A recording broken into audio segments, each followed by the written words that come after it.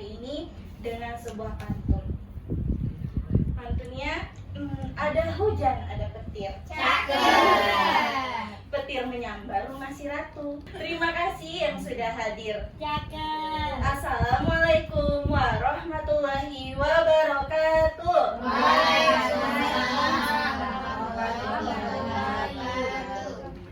Alhamdulillah, alhamdulillahirabbil alamin. Wassalatu wassalamu ala asrofil anbiya'i wal mursalin wa ala alihi wa ashabihi rasulillahi ajmain, amma ba'du. Pertama-tama marilah kita ucapkan puji serta syukur kita kehadirat Allah Subhanahu wa taala, karena berkat rahmat dan hidayahnya lah kita dapat berkumpul pada siang hari ini dalam rangka berbagi praktik baik. Sholawat beriring salam tak lupa pula kita hadiahkan kepada Nabi besar kita, yakni Nabi Muhammad Sallallahu Alaihi Wasallam, dengan melafazkan Allahumma sholli ala Sayyidina Muhammad wa ala ali Sayyidina Muhammad. Yang terhormat Ibu Kepala TK Negeri Tunas Bangsa, Ibu Yulita SPD MPD, dan yang saya hormati para Dewan Guru TK Negeri Tunas Bangsa semuanya. Pada kesempatan kali ini saya ingin berbagi praktik baik. Di sini kita bisa saling sharing, berbagi pengalaman, ataupun bertukar pendapat. Sebelum itu izinkan saya untuk memperkenalkan diri, karena ada pepatah yang mengatakan tak kenal maka tak sayang. Kalau sudah kenal jangan terlalu sayang. Perkenalkan, nama saya Nurul Hidayah SPD, biasa dipanggil Nurul. Nah, judul praktik baik saya pada siang hari ini adalah pencegahan dan penanganan perundungan anak usia dini dengan tema Ayo Berteman dan Stop Bullying. Bullying, mungkin bullying ini sudah sering terdengar di telinga kita ya ibu guru semuanya, baik itu dari berita-berita ataupun kasus yang terjadi secara langsung di sekitar kita. Apa sih itu bullying? Nah, sebelum saya paparkan pengertian dari bullying, adakah ibu guru yang mengetahui apa sih itu bullying? Bullying itu, terima kasih. Bullying itu adalah perbuatan yang tidak menyenangkan yang dapat menyakiti orang lain. Oh iya, oke. Tepuk tangan untuk Bu Eri. Ada lagi ibu guru yang ingin menambahkan? Tidak sengaja, bullying adalah tindakan penindasan atau kekerasan yang dilakukan secara sengaja dan berulang-ulang untuk menyakiti atau merendahkan orang lain.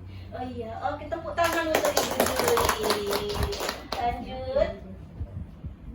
Nah, bullying adalah tindakan perundungan yang dilakukan sengaja dan berulang kali dengan tujuan menyakiti atau membuat orang lain tidak nyaman. Nah, kuncinya adalah adanya kekerasan yang secara sengaja dan berulang kali. Nah, bullying ini bisa terjadi di berbagai lingkungan seperti sekolah, tempat kerja, organisasi, pemerintahan, keluarga, dan lingkungan sosial lainnya. Jadi bullying ini dapat terjadi dimanapun, bahkan di lingkungan terdekat sekalipun, yaitu keluarga. Ada beberapa jenis-jenis bullying. Yang pertama ada bullying fisik. Nah, biasanya ini tindakan kekerasan fisik yang dilakukan secara langsung. Contohnya seperti memukul, menendang, menjambak, dan lain sebagainya yang menyebabkan luka fisik. Yang kedua ada bullying verbal, yaitu tindakan bullying yang dilakukan dengan menggunakan kata-kata yang merendahkan. Contohnya seperti mengejek ataupun menghina. Yang ketiga ada bullying sosial, mengisolasi korban dari lingkungan sosial atau kelompok teman sebaya. Bahasa lainnya seperti dikucilkan. Yang keempat ada bullying psikologis. Nah, di sini bullying ini merusak kesejahteraan emosional ataupun mental seseorang. Yang kelima ada cyberbullying, tindakan bullying yang dilakukan melalui media digital. Nah, pada zaman sekarang media sosial yang kita gunakan itu banyak sekali kita temukan netizen-netizen yang memberikan komentar-komentar yang tidak pantas ataupun mengolok-olok orang lain. Yang keenam ada bullying seksual, bisa berupa fisik ataupun verbal, seperti catcalling, menunjukkan gestur, gambar atau video, serta kekerasan seksual. Selanjutnya ada tanda-tanda bullying. Nah, yang pertama ada perubahan perilaku seperti menjadi lebih sering diam, murung, dan mudah tersinggung. Lalu yang kedua, masalah di sekolah seperti menurunnya nilai akademik dan sering menghindari sekolah. Yang ketiga, ada mengalami tanda-tanda kekerasan fisik seperti tadi yang sudah disebutkan, seperti adanya luka-luka lebam akibat terjadinya pemukulan, penendangan, dan lain sebagainya. Yang keempat, ada gangguan tidur dan makan. Yang kelima, menutup diri dari orang-orang di sekitar. Ternyata bullying ini memberikan dampak yang cukup besar. Nah, yang pertama dampaknya untuk korban. Yang secara fisik, gangguan pada kesehatan, adanya bekas luka fisik, serta meningkatnya beragam penyakit. Yang kedua, ada gangguan mental, rasa gelisah, cemas, ketakutan, mudah marah, hingga depresi. Yang ketiga, akademik, menurunnya kualitas kemampuan analisis, mempengaruhi fokus dan perhatian, serta menurunkan produktivitas. Yang keempat, ada gangguan hubungan sosial, yaitu kesulitan untuk bersosialisasi. Yang kelima, penurunan kualitas hidup, yaitu menurunnya rasa percaya diri serta adanya keinginan untuk melukai diri sendiri. Nah, Ibu Guru, apakah di kelasnya terdapat ciri-ciri ini pada anak-anak Ibu Guru? Tidak ada? Tidak ada ya? Alhamdulillah jika tidak ada, karena kita sebagai guru wajib memberikan perhatian kepada anak serta pengawasan, karena kasus bullying ini dapat terjadi kepada siapapun. Nah, yang selanjutnya adalah dampak untuk pelaku. Ternyata dampak bullying itu tidak hanya berlaku untuk korban, tetapi juga untuk pelaku. Nah, yang pertama ada berperilaku agresif. Yang kedua, tidak takut untuk melakukan kekerasan. Nah, biasanya pelaku ini dia tidak merasakan rasa bersalah karena sudah melakukan kekerasan. Yang ketiga, berwatak keras. Yang keempat, selalu ingin mendominasi orang lain. Yang kelima, kurangnya rasa empati dengan orang lain. Yang keenam, berpotensi menjadi kriminal saat dewasanya nanti. Lalu bersikap kasar. Dan terakhir, beresiko tersangkut masalah hukum. Nah, di sini Ibu Guru, saya ingin mengajak Ibu Guru untuk menyanyi bersama-sama dengan Pak Guru yang ada di video ini mengenai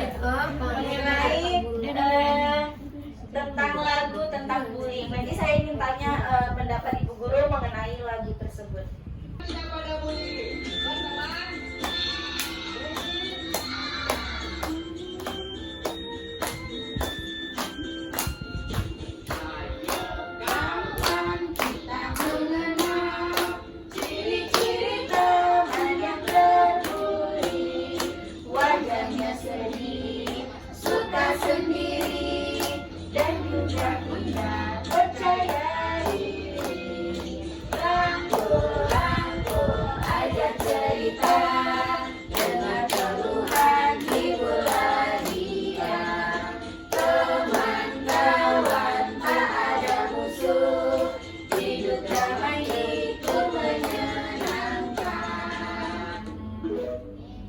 Lagu bullying tadi, anti bully tadi. Nah, menurut Ibu Guru, apa sih yang diceritakan dari lagu anti bully ini?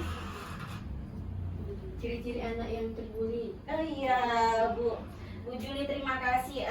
Ciri-ciri teman tangan Bu Juli. Kita sebagai guru TK khususnya wajib memberikan ataupun mengajak anak untuk dia lebih mengenali lingkungan sekitarnya, untuk lebih perhatian, dan bisa juga mengajak anak untuk saling memberikan pengawasan di lingkungan sekitarnya. Jadi jika anak-anak ini diajarkan lagu ini, mereka menjadi tahu ciri-ciri temannya jika ada yang sedang bersedih, ada yang suka sendiri, dan lain sebagainya. Nah, biasanya anak-anak kan suka mengadu nih sama kita. Nah, jadi sebenarnya dari aduan mereka itu sangat membantu kita sebagai guru ketika kita tidak melihat anak tersebut secara langsung, dari aduan tersebut kita menjadi tahu bahwa terjadi sesuatu pada salah satu anak didik kita. Pencegahan bullying. Ada beberapa hal yang dapat dilakukan untuk mencegah perundungan pada anak usia dini. Di antaranya, yang pertama adanya pentingnya pengasuhan positif, menjadi teladan bagi anak dan membangun komunikasi yang efektif. Nah, jadi kita sebagai orang dewasa, baik itu guru ataupun orang tua, menjadi teladan bagi anak-anak kita. Karena anak-anak itu sifatnya meniru perilaku dan tindakan orang yang dewasa. Yang kedua, menanamkan nilai-nilai positif, yaitu mengajarkan anak untuk menyayangi sesama, memiliki nilai-nilai keagamaan, dan membangun rasa percaya diri. Yang ketiga, mengajarkan empati. Nah, di sini mengajarkan anak untuk memahami perasaan teman-teman dan merasakan dampak tindakannya pada orang lain. Nah, biasanya ketika anak memukul, ada kejadian memukul temannya, nah kita bisa memberitahu kepada anak bahwa tindakan itu tidak benar dan bagaimana jika itu terjadi pada anak tersebut gitu. Mengajarkan pentingnya bersikap kritis. Di sini mengajarkan anak untuk berpikir kritis dan menganalisis dampak tindakannya. Selanjutnya, untuk di satuan PAUD ada juga pencegahan bullying yang dapat dilakukan. Yang pertama, merancang program anti perundungan atau anti bullying. Nah, yang pertama, program kerja di satuan PAUD atau di sekolah. Yang pertama, menyusun SOP pencegahan perundungan. Yang kedua, menyusun kurikulum yang bermuatan pencegahan perundungan. Yang ketiga, menyediakan bahan ajar pencegahan perundungan. Nah, di sekolah kita TK Negeri Tunas Bangsa, apakah sudah dibentuknya tim anti kekerasan? Udah, Bu. Oh, sudah ya, Bu Eli ya. Ada SK-nya juga. Oh, ada SK-nya juga. Untuk ketua dan anggota-anggotanya? Ada. Oh, Itu melibatkan komite juga. Oh iya. Ada ketua, anggota-anggota tim anti kekerasan. Judulnya apa, Bu Eli, kalau di sekolah kita? Tim TPPK, tim pencegahan penanganan kekerasan. Oh, oke. Nah, Tim PPP. ternyata TPPK. itu salah satu tim yang sangat diperlukan di sekolah, mulai dari usia dini sampai jenjang selanjutnya. Lalu di kurikulum juga harus memuat pencegahan perundungan. Lalu di dalam kelas juga adanya bahan ajar pencegahan perundungan. Nah, kira-kira di dalam kelas ini apa sih yang sudah Bu Guru sediakan yang menyangkut pencegahan perundungan? Lagu, lalu apa lagi? Ada lagi? Video bahan ajar pencegahan perundungan. Oh iya, iya, emoji. Lalu ada lagi yang sudah kita sediakan. Selanjutnya ada kegiatan di kelas. Nah, materi-materi pembelajaran bebas perundungan. Nah, materi ini bisa kita sampaikan secara langsung seperti nasihat-nasihat atau pembicaraan-pembicaraan di dalam kelas, bisa juga melalui video-video. Lalu yang kedua, sikap guru dalam berinteraksi dengan anak. Yang ketiga, melatih kemampuan anak agar dapat mengungkapkan apa yang dirasakannya dan dipikirkannya kepada orang lain. Yang keempat, lebih peka terhadap perubahan perilaku anak. Nah, di sini guru wajib memberikan perhatian yang lebih kepada anak, kepada setiap anak untuk dalam pengawasan dan pemantauan. Yang terakhir, bermain peran dengan tema melawan perundungan yang melibatkan anak. Yang kedua, kita juga butuh bekerja sama dengan masyarakat luas. Nah, yang bagian pertama, bekerja sama dengan organisasi yang berperan dalam melakukan pelatihan membina guru dan tendik dalam upaya pencegahan perundungan. Nah, untuk di satuan PAUD kita di TK Negeri Tunas Bangsa, apakah sudah pernah melakukan sosialisasi atau pelatihan anti perundungan di sekolah? Edukasi bagi keluarga dan masyarakat. Yang keempat, kerjasama melibatkan perguruan tinggi. Selanjutnya, penanganan bullying. Nah, penanganan untuk korban. Cara penanganannya adalah dengan mengajak korban untuk bercerita dan berinteraksi dengan teman-teman atau orang dewasa terdekat seperti keluarga ataupun guru. Bantu korban mengumpulkan bukti-bukti kasus. Yang kedua, untuk pelaku, segera ajak anak bicara mengenai apa yang ia lakukan. Kita menjelaskan bahwa tindakannya dapat merugikan orang lain dan diri sendiri. Minta anak untuk meminta maaf dan buat kesepakatan pada anak untuk tidak mengulangi perbuatannya. Selanjutnya, untuk guru, berbicaralah dengan setiap anak yang terlibat dalam situasi ini secara terpisah. Menghindari menyalahkan, mengkritik, atau meneriaki di depan wajah mereka. Nah, kadang kita masih ada saja sikap kita yang mungkin langsung menyalahkan anak ya Bu Guru, ketika dia melakukan kesalahan langsung kita menyalahkannya. Kamu jangan begitu, tidak boleh seperti itu, dan itu dengan nada yang tinggi di depan teman-temannya. Nah, dengan sikap kita yang seperti itu malah membuat anak merasa bahwa dia itu bisa membuat dia tidak jera juga. Lalu untuk satuan pendidikan, adakan layanan pengaduan kekerasan atau media bagi murid untuk melaporkan bullying secara aman dan terjaga kerahasiaannya. Yang terakhir, untuk orang tua, pastikan anak dapat menjaga dirinya sendiri, terutama ketika bergaul dengan teman-temannya. Orang tua harus menjadi teladan yang baik.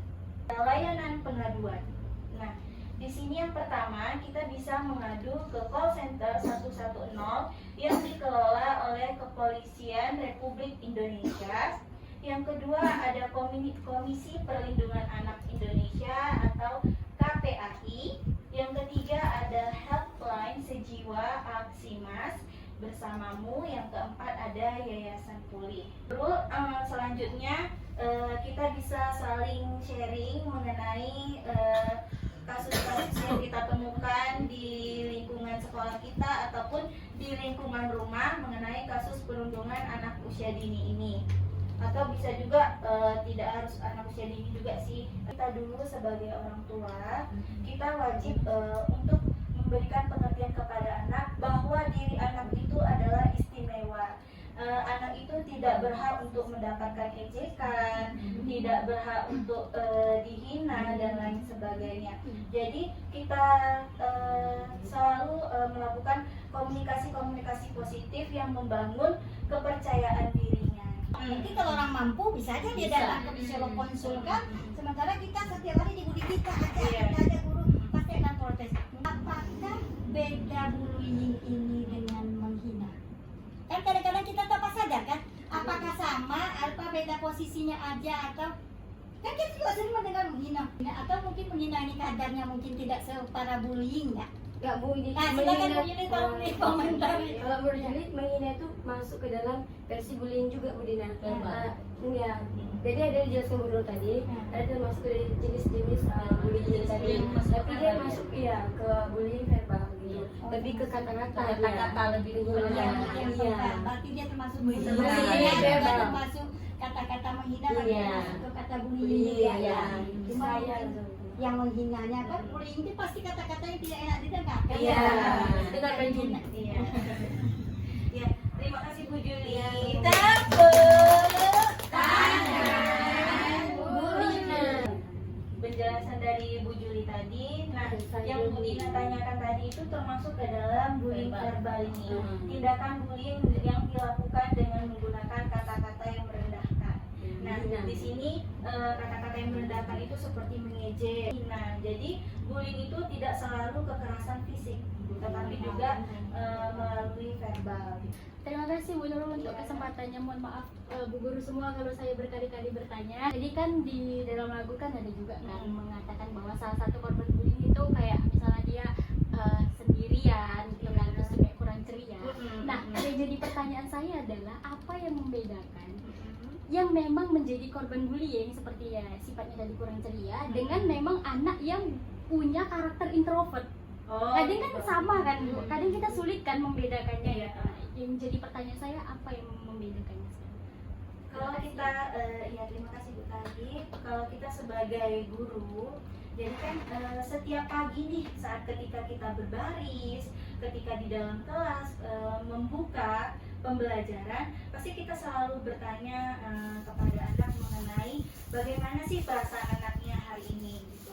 Nah, setelah kita tanya-tanya nih, anak kan biasanya selalu lebih sering mengatakan bahwa dia itu merasa senang, merasa bahagia pada saat itu, padahal ternyata dia itu sedih atau ada yang dia diam aja. Nah, di situ posisi kita sebagai guru untuk memberikan perhatian dan fokus kepada anak.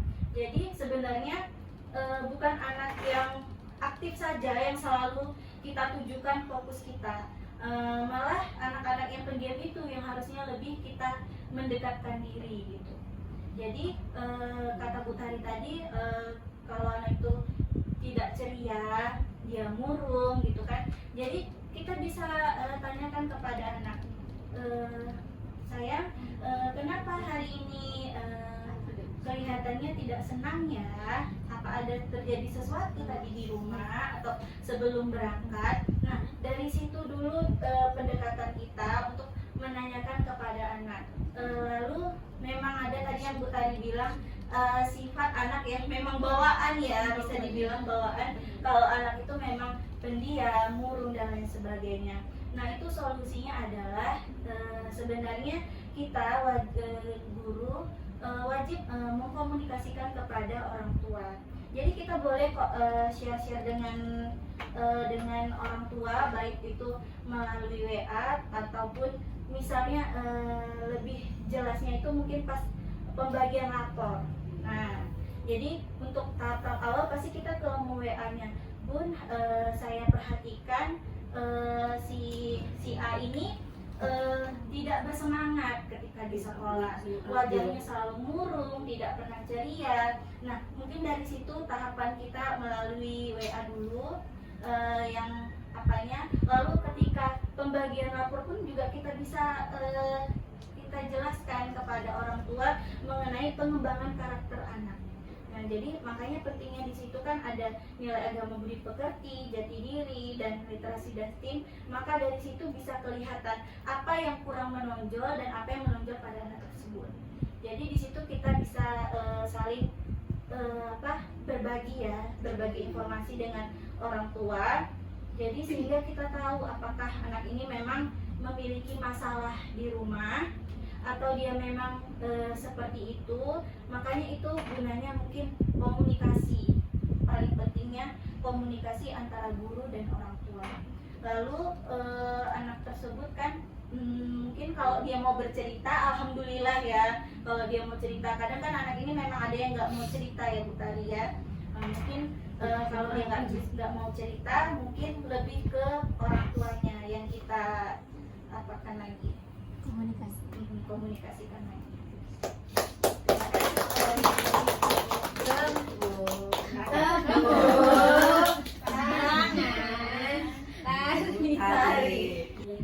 Mungkin sekedar menambahkan ya Bu Tari, karena kami kan guru TK, kita kan identik dengan guru TK. Pertanyaan Bu Tari kan, silakan teman-teman nanti boleh masukkan juga ya. Bu Roka. Apa membedakan antara anak introvert dengan anak yang kena korban bullying? Secara kasat mata, kalau kita pasti dapat membedakan. Kalau menurut saya guru TK, kalau kita sudah jadi guru, identik kita pasti mengenal karakter anak kita. Beda instingnya ya, Bu. Nah, iya, pasti ada kan Bu.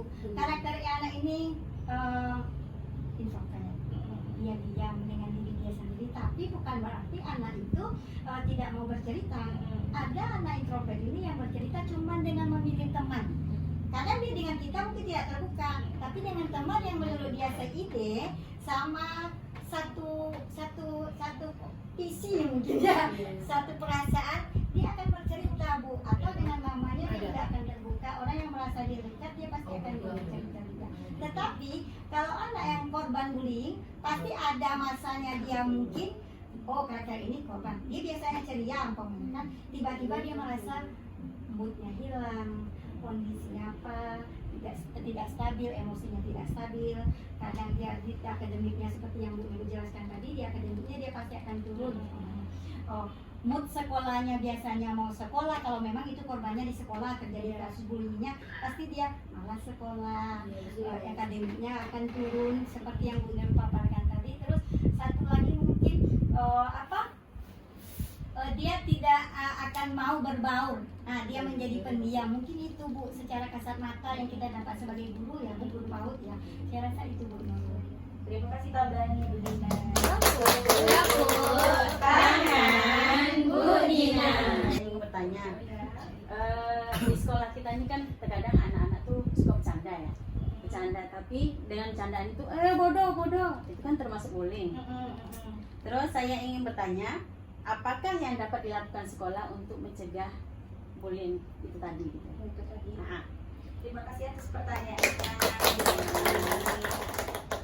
Sebelum saya menjawab, ada Bu Guru yang ingin menjawab pertanyaan dari Bu Neti.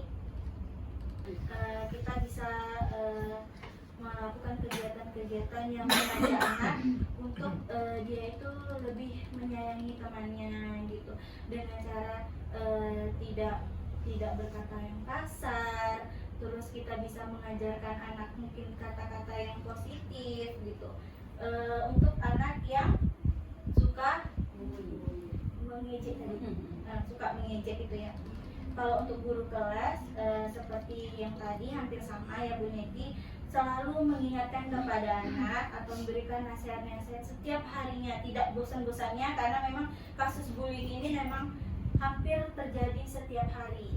Jadi pasti ada aja bullying itu tidak hanya fisik tapi verbal tadi ya Bu Neti ya.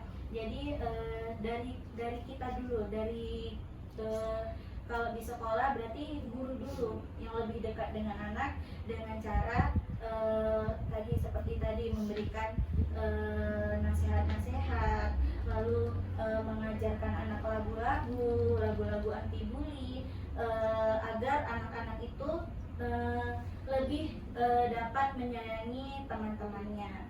Lalu kalau untuk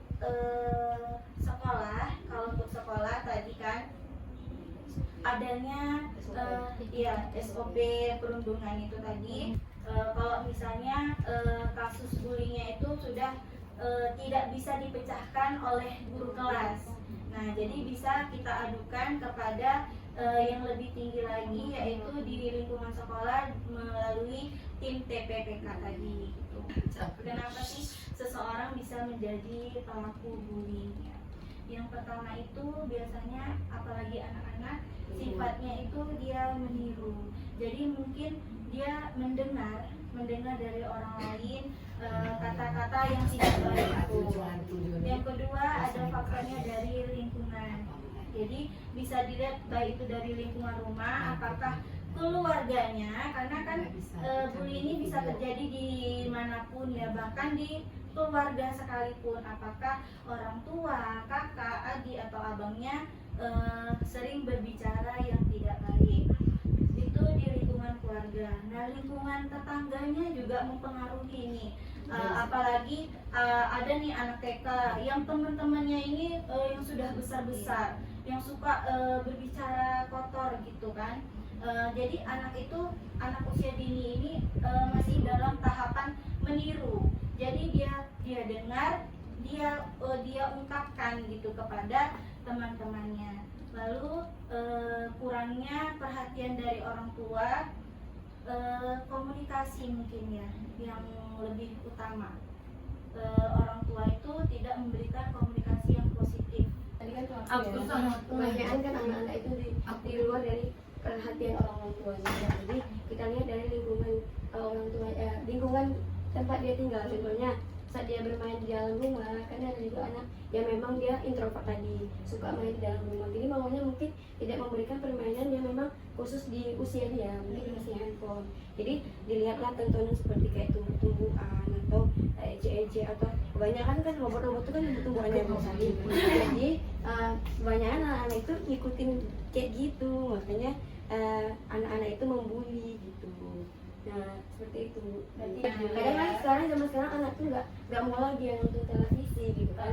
Mungkin nggak ada tontonan yang mereka suka di televisi itu sekarang. Kayak Upin Ipin tuh udah nggak ini lagi, nggak Iya, bisa kurang lagi ya. kan. Sekarang udah banyak versi kartun-kartunnya lagi yang mereka suka gitu kan. Jadi makanya mungkin dari itu kita lihat apa sih tontonan yang mereka lihat gitu kan. Ini betul nggak sesuai usia dia atau tidak tontonannya, atau kita kasih tontonan itu sesuai dengan YouTube-nya, ada YouTube Kids atau sesuai dengan itu lah Bu. Nah, jadi kita arahkan ke arah tontonannya juga. Sebagai guru wajib memberikan perhatian yang lebih terhadap anak-anak didik kita di satuan PAUD atau di sekolah kita, mulai dari lingkungan kelas ataupun lingkungan yang di luar kelas. Saat ini kasus bullying ini dapat terjadi kepada siapapun dan terjadi dimanapun, maka kita sebagai guru, orang yang terdekat di lingkungan sekolah bagi anak wajib memberikan perhatian yang lebih, pemantauan yang lebih, serta fokus dalam pemberian pengajaran kepada anak, baik itu secara kegiatan pembelajaran di dalam kelas maupun pemantauan di luar lingkungan kelas. Saya akhiri dengan kegiatan praktik baik saya pada siang hari ini. Mohon maaf jika ada salah dan kurang. Semoga kedepannya praktik baik yang dilakukan menjadi lebih baik lagi. Saya akhiri dengan wabillahi taufiq wal hidayah. Wassalamualaikum warahmatullahi wabarakatuh. Waalaikumsalam warahmatullahi wabarakatuh.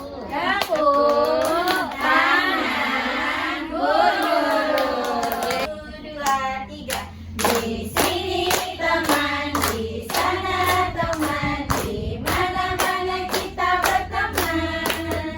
Tak ada musuh, tak ada lawan, semuanya saling menyayangi. Tidak ejek-ejekan, tidak pukul-pukulan, saling tolong dan sayang sama teman. Tidak ejek-ejekan, tidak pukul-pukulan, saling tolong dan sayang